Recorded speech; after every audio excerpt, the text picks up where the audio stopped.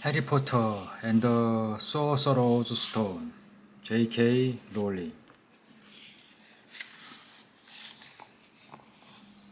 That evening, when he got back from work, Uncle Bennon did something he'd never done before. He visited Harry in his cupboard. "Here's my letter," said Harry, the moment Uncle Bennon had squeezed through the door. "Who's writing to me?" "No one. It was addressed to you by mistake," said Uncle Vernon subtly. "I have burned it." "It was not a mistake," said Harry angrily. "It had my cupboard on it." "Silence," said Uncle Vernon, and a couple of spiders fell from the ceiling. He took a few deep breaths and then forced his face into a smile, which looked quite painful. Yes, Harry, about this cupboard. Your aunt and I have been thinking you are really getting a bit big for it. We think it might be nice if you moved into Dudley's second bedroom." "Why?" said Harry. "Don't ask a question," snapped his uncle. "Take this stuff upstairs now." The Dudley's house had 4 bedrooms, one for Uncle Bennon's and Aunt Petunia, one for visitors, usually Uncle Bennon's sister, Margie, one where Dudley's slept, and one where Dudley's kept all the toys and things that wouldn't fit into his first bedroom. It only took Harry one trip upstairs to move everything he owned from the cupboard to this room. He sat down on the bed and stared around him. Nearly everything in here was broken.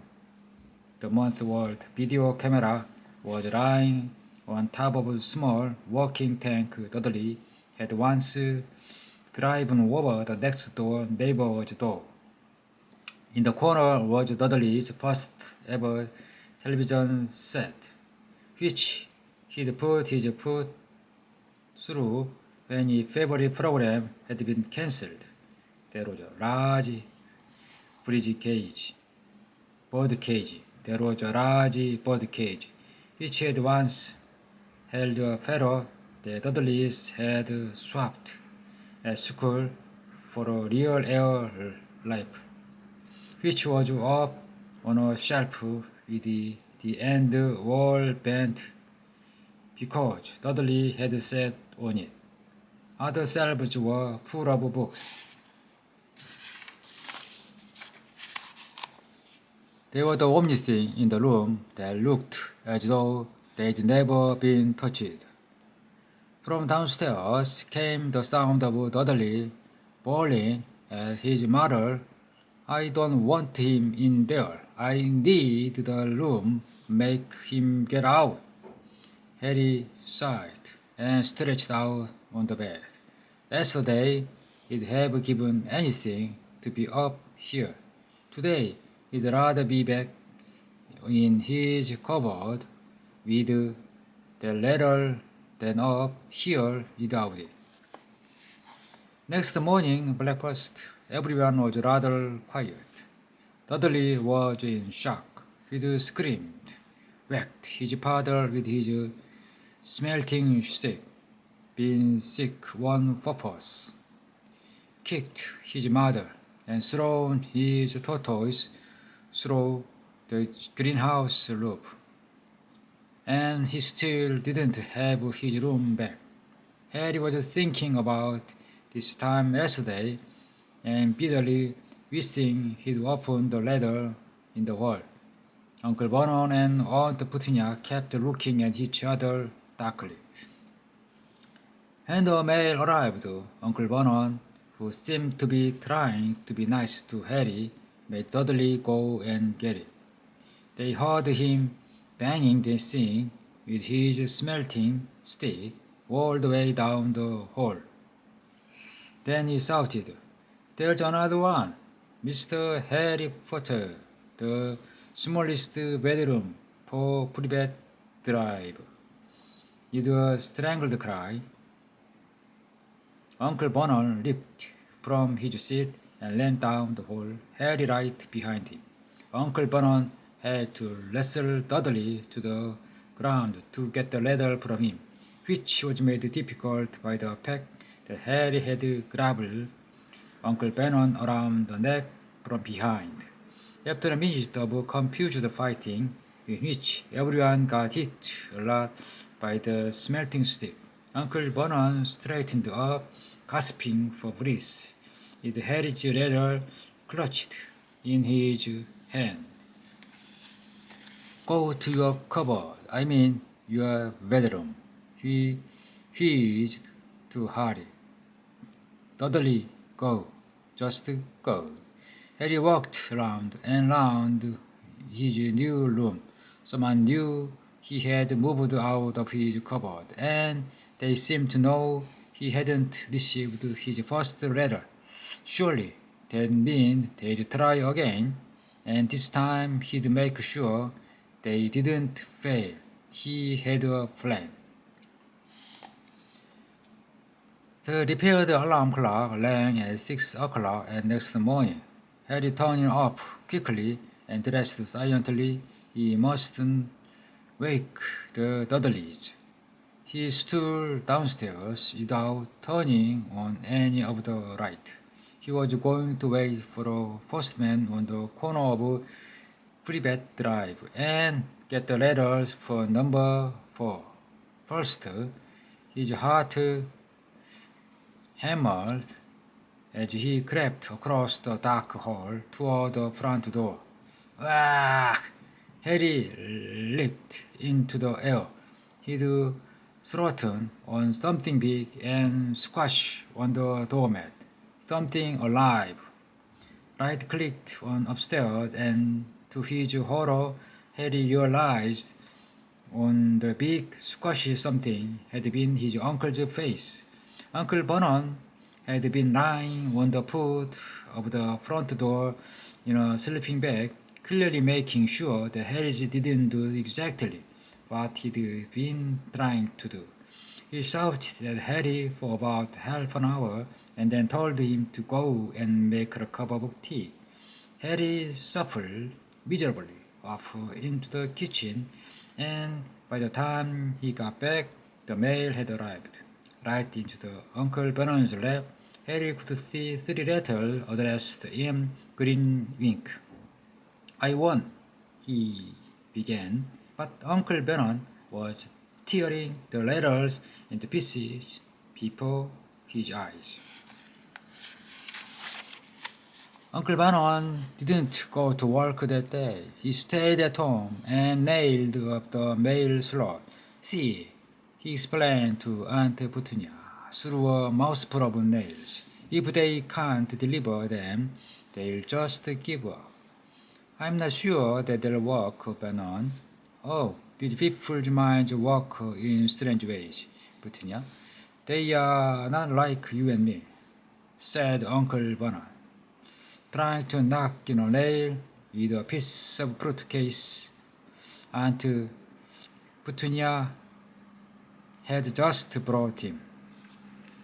On Friday, no less than 12 letters arrived for Harry. As they couldn't go through the mail slot, they had been pushed under the door slot through the side, and a few even passed through the small window in the downstairs bathroom.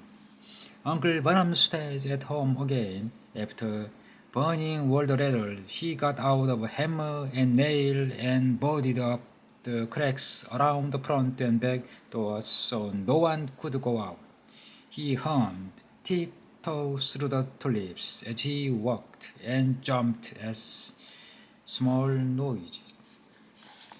On Saturday, things began to get out of hand. 24 letters to Harry found their way into the house, rolled up and hidden inside each of 24 legs that their very confused milkman had handed Aunt Petunia through the living room window. while Uncle Petunia made a furious telephone call to the post office and Daddy, trying to find someone to complain to, and Petunia shredded the letters in her food processor.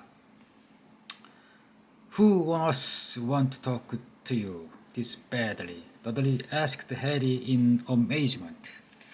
On Sunday morning, Uncle Vernon sat down at the breakfast table looking tired and rather ill, but happy.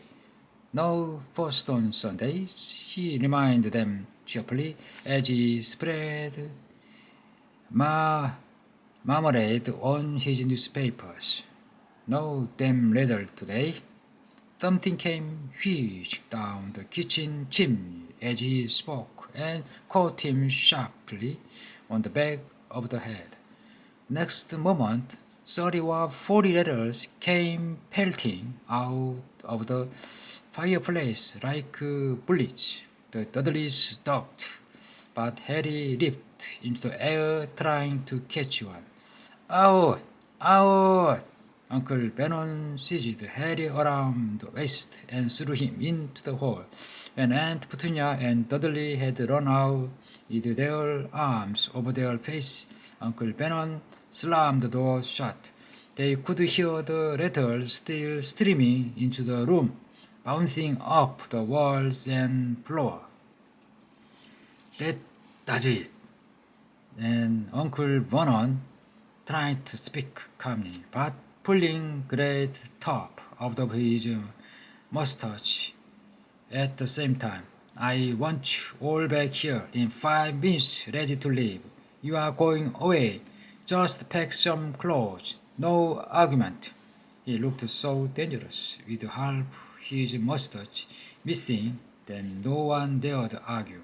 10 minutes later, they were wrenched their way through the boarded-up doors and were in the car, speeding toward the highway. Dudley was sniffling in the back seat. His father had hit him around the head for holding them up while he tried to pack his television, VCR, and computer in his sports bag. They drove, and they drove. Even Aunt Petunia didn't dare ask where they were going. Every now and then Uncle Vernon would take a sharp turn and drive in the opposite direction for a while. Shake em up, shake em up, he would mutter whenever he did this. This didn't stop to eat or drink at all. By nightfall, Dudley was howling. He never had such a bad day in his life. He was hungry, he'd missed 5 television programs he'd wanted to see, and he'd never gone so long without blowing up an alien on his computer. Uncle Vernon stopped at last outside a gloomy-looking hotel on the outskirts of the big city. Dudley and Harry shared a room with a twin bed and dampy, musty sheets. Dudley snored, but Harry stayed awake, sitting on the windowsill, staring down at the lights of passing cars and wondering. They ate stale cornbread and cold tinned tomatoes on toast for breakfast the next day. They had just finished when the owner of the hotel came over their table. Excuse me, but is one of you Mr. Harry Potter? Only I got about 100 of these at the front desk. She held up a letter so they could read the green ink address. Mr. Harry Potter, room 17, Railview Hotel, Cockworth. Harry made a grab for a letter, but Uncle Vernon knocked his hand out of the way. The woman stared. I'll take them, said Uncle Vernon, standing up quickly and following her from the dining room. Wouldn't be better just go home, dear? Aunt Petunia suggested timidly. hours later, but Uncle Vernon didn't seem to hear her. Exactly what he was looking for, none of them knew. He drove them into the middle of the forest, got out, looked around, shook his head, got back in the car, and up they went again. The something happened in the middle of the plowed field, halfway across the suspension bridge and the top of the multi-level parking garage. Daddy's gone mad, hasn't he? Dudley asked Aunt Petunia dully late that afternoon. Uncle Vernon had parked at the coast, locked them all inside the car, and disappeared. It started to rain. Great drop beat on the roof of the car. Dudley sniveled. It's Monday, he told his mother. The great Humbertus on tonight. I want to stay somewhere with your television. Monday, this reminded Harry of something. It was a Monday, and you could usually count on Dudley's to know the days of the week because of television. Then tomorrow, Tuesday, was Harry's 11th birthday. Of course, his birthday was never exactly fun. Last year, the Dudleys had given him a coat hanger and a pair of Uncle Vernon's old socks. Still, you want 11 every day. Uncle Vernon's were back and he was smiling. He was also carrying a long, thin package and didn't answer Aunt Petunia when she asked what he'd bought. Found a perfect place, he said. Come on, everyone out. It was very cold outside the car. Uncle Vernon's was pointing at what looked like a large log way out at sea, perched on top of the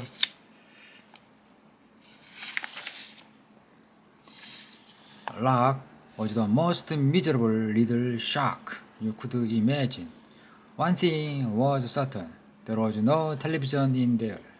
Storm forecast for tonight, said Uncle Vernon gleefully, clapping his hands together, and this gentleman kindly agreed to lend us his boat. The toothless old man came ambling up to them, pointing with a rather wicked grin at an old rowboat bobbing in the iron-gray water below them. I've already got us some rations, said Uncle Vernon, so all aboard. It was freezing in the boat. Ice sea spray and rain crept down their legs, and the chilly wind whipped their face. After that seemed like hours, they reached the clock, where Uncle Vernon, slipping and sliding, led the way to the broken-down house. The inside was horrible. It smelled strong of seaweed. The wind whistled through the gaps in the wooden wall, and the fireplace was damp and empty. There were only 2 rooms. Uncle Vernon's rations turned out to be a bag of chips, and 4 bananas. He tried to start a fire, but the empty chip bags just smoked and shriveled up. Could you do this some of those letters now, eh? He said cheerfully. He was in a very good mood. Obviously, he saw nobody stood a chance of reaching them here in a storm to deliver mail. Harry privately agreed, though his thought didn't cheer him up at all. As night fell, the promised storm blew up around them. Spray from the high waves splattered the walls of the hut, and the fierce wind rattled the filthy windows. Aunt Petunia found a few moldy blankets in the second room and made up a bed for Dudley on the most eaten sofa.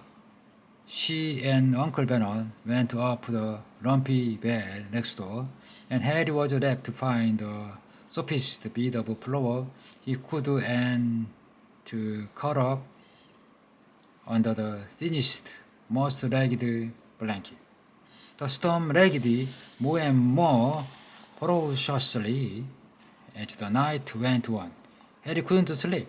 He shivered and turned over, trying to get comfortable, his stomach rumbling with hunger. Dudley's snores were drowned by the low roars of thunder that started near midnight.